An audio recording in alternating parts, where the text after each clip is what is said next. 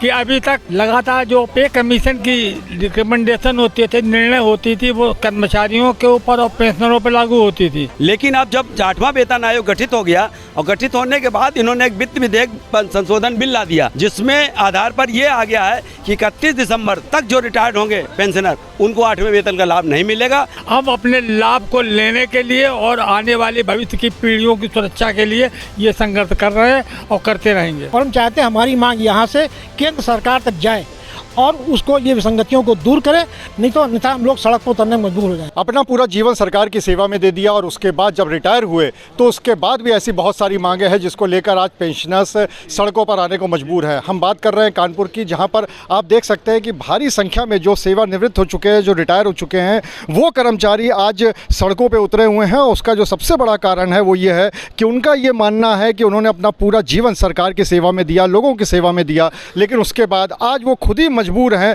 अपनी बहुत सारी मांगों को लेकर। कौन सी ऐसी मांगे हैं, बात कर लेते हैं। आप लोग आज पेंशनर्स हैं जितने भी, सड़क पर आने को मजबूर है, क्या कारण है? हम लोगों का कारण ये है कि अभी तक लगातार जो पे कमीशन की रिकमेंडेशन होती थी, निर्णय होती थी, वो कर्मचारियों के ऊपर और पेंशनरों पर लागू होती थी।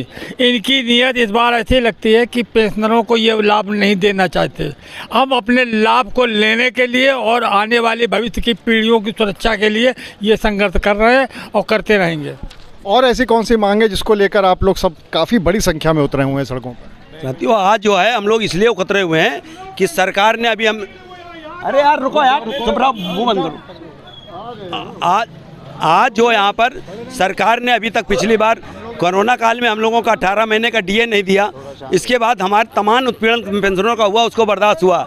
लेकिन अब जब 8वां वेतन आयोग गठित हो गया और गठित होने के बाद इन्होंने एक वित्त विधेयक संशोधन बिल ला दिया, जिसमें आधार पर ये आ गया है कि 31 दिसंबर तक जो रिटायर्ड होंगे पेंशनर, उनको 8वें वेतन का लाभ नहीं मिलेगा, जिससे कर्मचारी जो पेंशनर है वो आज इसी जगह खड़ा रहेगा, उसका आर्थिक नुकसान होगा। हर बार जो वेतन वो महंगाई भत्ता मिलता है वो भी कम मिलेगा। इसलिए कर्मचारियों में ज़्यादा आक्रोश है कि सरकार हमको दे तो नहीं रही, कुछ हमारा काट क्यों रही है, बस ये 2% डीए की भी बात हो रही थी, वो भी उसकी मांग है। उसके देखिए 3%। जी आप बता दीजिए। हाँ, ये ऐसा है कि ये जो राज्य कर्मचारी हो, जो रेगुलर कर्मचारी हैं, उनके लिए 2% का साधनादेश जारी हो चुका है, लेकिन जो पेंशनर्स हैं उनको भी उसी के साथ जारी होना चाहिए जो आज तक जारी नहीं हुआ है। ये हमारी सबसे बड़ी समस्या है। आगे वित्त विधेयक जो विसंगतियां हैं उनको जो है दूर करने के लिए हम लोगों ने ये आंदोलन आज रखा है और हम चाहते हैं हमारी मांग यहाँ से केंद्र सरकार तक जाए और उसको ये विसंगतियों को दूर करें, नहीं तो अन्यथा हम लोग सड़क पर उतरने में मजबूर हो जाएंगे और ज़रूरत पड़ी तो हम लोग धरना प्रदर्शन और सड़क अवरुद्ध करने का हर काम करेंगे। इंकलाब जिंदाबाद। रिटायर होने के बाद कुछ महिलाएं भी उतरी हुई है, आपको कुछ कहना है इस पूरे मामले में?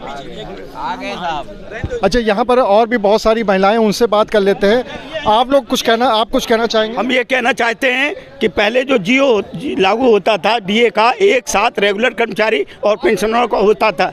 हम लोग वृद्ध व्यक्ति हैं, हम लोगों के लिए मेडिकल की सुविधा दी जाए और केंद्र सरकार के कर्मचारियों के बराबर हम लोगों के नर्सिंग में अलॉट किए जाएं। और बुढ़ापे में इस तरह का सरकार व्यवहार करेगी तो हम लोग 2 करोड़ हो जाते हैं परिवार मिला के, 65 लाख पेंशनर और परिवार मिला के दोनों 2 करोड़ कर्मचारी पेंशनर सरकार का विरोध करेंगे। और अगर हमारा डीए काटा गया तो हम इलेक्शन में भी मोदी सरकार का विरोध करेंगे। तो यहाँ पर जितने भी कर्मचारी हैं, रिटायर हो चुके हैं, उनका ये कहना है कि उनकी जो मांगे हैं वो नहीं मानी जा रही हैं और उन्होंने चेतावनी भी दी है कि अगर आगे चल के ये मांगे नहीं मानी गई तो कहीं ना कहीं वो सरकार का विरोध करने पर भी मजबूर हो जाएंगे। अनुराग अग्रवाल, TV9 कानपुर।